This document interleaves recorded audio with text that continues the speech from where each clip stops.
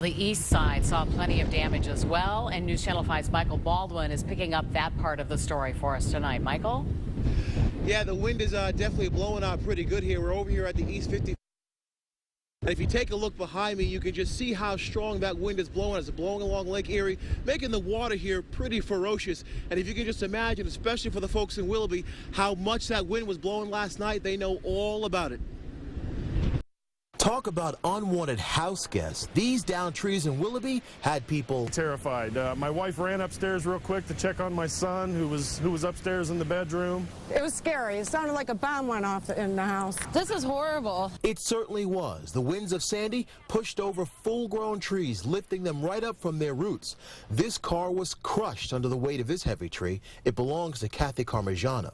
I literally came home and pulled in the driveway and walked in the house, and not even 20 seconds later, the tree came crashing down. She knows this could have been a lot worse. You know, the best part is that we're safe and nobody was hurt.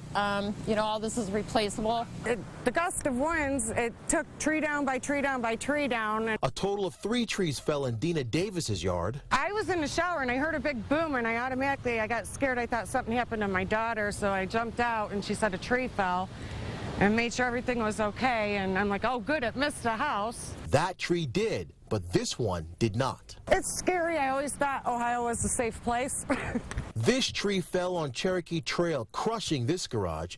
At one point, the owner thought about hightailing it out of there, but then something came up. We thought about it. In fact, we were talking it over about 10 minutes before the tree in the front fell.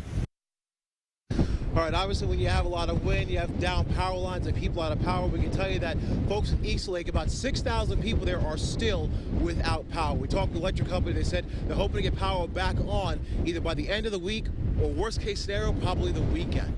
We're live on your side. I'm Michael Baldwin, News Channel 5.